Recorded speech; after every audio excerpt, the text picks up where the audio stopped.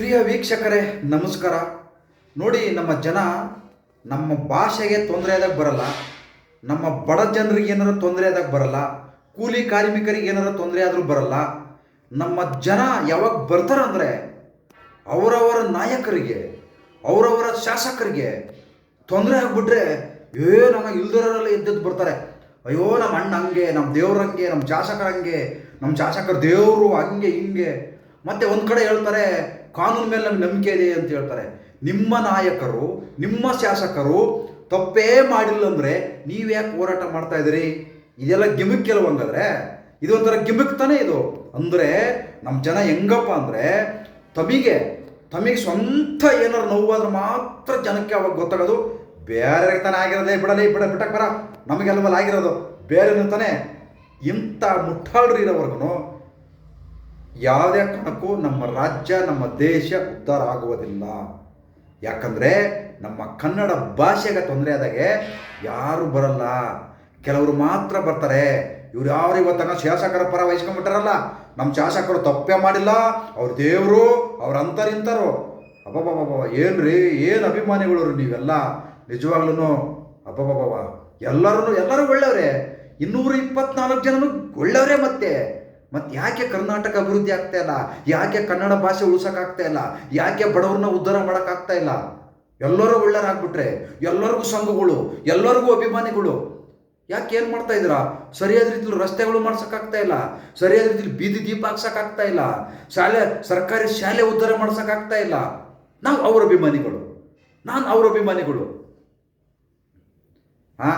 ಅವರು ಅಚ್ಚುಕಟ್ಟಾಗಿ ಬೈದವ್ರೆ, ದಲಿತರು ಹೆಣ್ಮಕ್ಳು ಕರೆದವ್ರೆ, ಒಕ್ಕಲಿಗರ ಹೆಣ್ಮಕ್ಳು ಕರೆದವ್ರೆ, ಆದರೆ ಅವ್ರ ಮನೆಯವ್ರನ್ನ ಕರೆದಿಲ್ವಲ್ಲಪ್ಪ. ಅದಕ್ಕೆ ಅವರ ಅಭಿಮಾನಿಗಳು ಇವತ್ತು ಹೋರಾಟ ಮಾಡ್ತಾ ಇದ್ದಾರೆ. ಇದೇ ಮುನಿರತ್ನ ಅವ್ರ ಶಾಸಕರು ಚುನಾವಣೆಯ ಸಮಯದಲ್ಲಿ ಈ ವೇಳೆಗೆ ಯಾರ ಬಂದರೆ ಹೊಡೆದು ಬಿಡ್ರಿ ಅಂತ ಹೇಳಿದರು. ಆವಾಗ ನಾನು ಕೂಡ ವಿಡಿಯೋ ಮಾಡಿದ್ದೆ, ಯಾರು ಬರಲ್ಲ, ನಾನು ಒಬ್ಬನೇ ಬರ್ತೀನಿ, ಅದು ಹೆಂಗೆ ಹೊಡಿತೀರಿ ಹೊಡೀರಿ ಅಂತಂದು. ಈ ಶಾಸಕರು ಇಂಥವ್ರನ್ನ ಬೆಳೆಸಿದ್ರೆ ನಮ್ಮ ಕನ್ನಡ ಉಳಿತೈತಾ? ನಮ್ಮ ಕನ್ನಡ ಭಾಷೆ ಉಳಿತೈತಾ?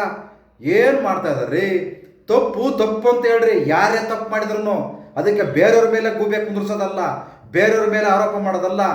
Mister public review Ranganna Darshan ಬೆಟ್ ಹಿಡ್ಕೊಂಡು ಅಲ್ಲಾಡಿಸಿದಾರಲ್ಲ 2-3 ದಿವಸ, ಇದನ್ನೊಂದು 6 ತಿಂಗಳು ಮಾಡ್ರಿ ನೋಡೋಣ. Public Ranganna, mister public Ranganna ಏನು ದರ್ಶನ್ ಅವರು ಬೆಟ್ನ ಭೂಮಿಗೆ ತೋರಿಸಿದಕ್ಕೆ ನಿಮಗೆ ತೋರಿಸ್ಬಿಟ್ರು, ನಮಗೆ ತೋರಿಸ್ಬಿಟ್ರು. ದುರಂಕಾರ ಮಿಸ್ಟರ್ ಪಬ್ಲಿಕ್ ರಂಗಣ್ಣ ಮತ್ತು ಮಿಸ್ಟರ್ ಅಜಿತ್ ಹನುಮಕ್ಕವನವರ ತೋರಿಸ್ರಿ ಇದನ್ನ. ಮುನಿರತ್ನ ಅವ್ರದ್ದು ತೋರಿಸ್ರಿ, ಮುನಿರತ್ನ ಅವ್ರದ್ದು ಯಾಕೆ ನೀವು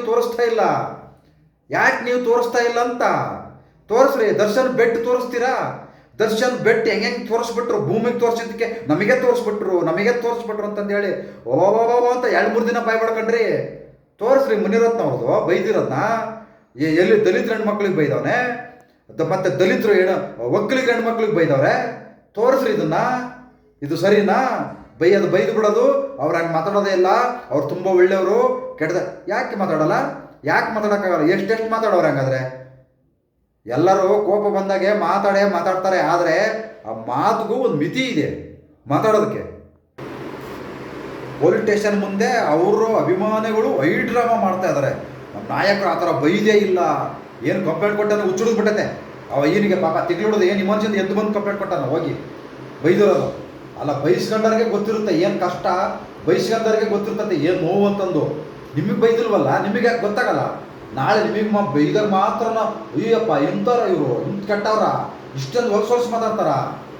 ಈ ಥರ ಬೈಯೋದು ಯಾಕೆ? ಹೊಲಸು ಮಾತಾಡ್ತಾರೆ, ಎಲ್ಲರೂ ಮಾತಾಡ್ತಾರೆ ಹೊಲಸು.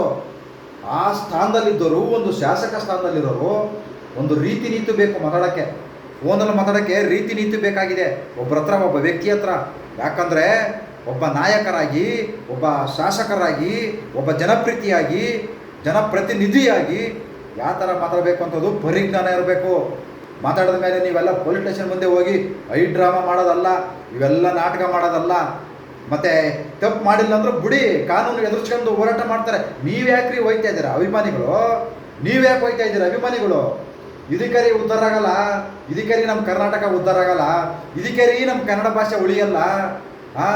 ಈ ಥರ ಮಾಡ್ಕೊಂಡು ಕೂತ್ಕೊಂಡ್ರೆ ಕನ್ನಡ ಉಳಿತೈತಾ? ಕನ್ನಡಿಗರು ಉಳಿತಾರ? ಇವತ್ತು ಹೊರಗಡೆಯಿಂದ ಬಂದವ್ರನ್ನೇ ಎತ್ತಿ ಮೆರೆಸ್ಕೊಳ್ಳೋದು, ಇಲ್ಲಿ ತಲೆ ಮೇಲೆ ಇಟ್ಕೊಂಡು ಮೆರೆಸ್ತಾ ಇದ್ದಾರೆ. ಕರ್ನಾಟಕದ ಕನ್ನಡದ ಸ್ವಾಭಿಮಾನಿಗಳು ಇಂಥವ್ರನ್ನೆಲ್ಲ ಎಲೆಕ್ಷನ್ ಟೈಮಲ್ಲಿ ಕನ್ನಡಿಗರಿಗೆ ಬೈದಿದ್ರು, ವಾಡ್ದು ಬಿಡ್ರಿ ಮಕ್ ಹೊಡೆದು ಬಿಡ್ರಿ ಅಂತ ಹೇಳಿದ್ರು. ಅವಾಗೂ ಹೇಳಿದ್ವಿ, ಯಾರು ಬರೋದು ಬೇಡ, ನಾನು ಒಬ್ಬನೇ ಬರ್ತೀನಿ ಕನ್ನಡಿಗ, ಒಳಗೆ ನೋಡೋಣ ಅಂತಂದು ಕೇಳಿದ್ದೆ ನಾನು. ಇಂಥವೆಲ್ಲ ಮಾತಾಡ್ದಂಗೆ ಇರ್ತಾರವರು ಹೆಣ್ಮಕ್ಳಿಗೆ. ಅವ್ರು ಯಾರೋ ಏನು ತಲೆ ಮಾತಾಡೋದೇ ಇಲ್ಲ ಅವರು, ಅಂಥ ಒಳ್ಳೆ ವ್ಯಕ್ತಿ ನೋಡಿ. 8 ಒಳ್ಳೆ ಕೆಲಸ ಮಾಡಿ ಒಂದು ತಪ್ಪು ಮಾಡಿದರೆ ತಪ್ಪೇ ಅದು. ಎಲ್ಲ ಒಳ್ಳೆ ಕೆಲಸನ ಮಾಡ್ಕೊಂತ ಇರೋಕ್ಕಾಗಲ್ಲ ಜೀವನ ಪೂರ್ತಿ. ಒಂದು ತಪ್ಪು ನಡೆಯುತ್ತೆ, ಅದು ತಪ್ಪು ಅಂತ ಒಪ್ಕೊಳ್ಳಿ, ಅವಾಗ ನಿಜವಾಗಲೂ ನೀವು ಮನುಷ್ಯರಾಗ್ತೀರಿ. ಇಲ್ಲಂದ್ರೆ ಮನುಷ್ಯರಿಗಿಂತ ರಾಕ್ಷಸರೇ, ಮನುಷ್ಯರ ರೂಪದ ರಾಕ್ಷಸರು ಎಲ್ಲರೂ. ಏನು ಏನು ಡ್ರಾಮಾ ರೀ ನಿಮ್ದೆಲ್ಲ ಅಭಿಮಾನಿಗಳದು. ಇದು ಹುಚ್ಚ ಅಭಿಮಾನ, ಇದು ಅಂಧ ಭಕ್ತರು, ಇದೆಲ್ಲ ಅಂಧ ಅಭಿಮಾನ, ಇದು ಗುಲಾಮಗಿರಿತನ, ಇದು ಹೋಗ್ಬೇಕಿದು. ನೀವ್ಯಾಕ್ರಿ ಅವ್ರಿಗೆ ಕಂಪ್ಲೇಂಟ್ ಕೊಟ್ಟರೆ ನೀವ್ಯಾಕ್ರಿ ಹೋಗ್ತಾ ಇದ್ದೀರಾ? ಅವ್ರು ಸಾಲ್ವ್ ಮಾಡ್ಕೊಂಬರ್ತಾರೆ. ಯಾಕೆ ಅವ್ರಿಗೆ ಗೊತ್ತಿಲ್ವಾ ನಾನು ತಪ್ಪು ಮಾಡಿದ್ದೀನೋ ಬಿಟ್ಟಿದ್ದೀನಿ ಅಂತಂದು? ಇದೆಲ್ಲ ಗಿಮಿಕ್ ಅಷ್ಟೇ, ಇವೆಲ್ಲ ಗಿಮಿಕ್ಕು ಅಷ್ಟೇ, ಅರ್ಥ ಮಾಡ್ಕೊಳ್ಳಿ.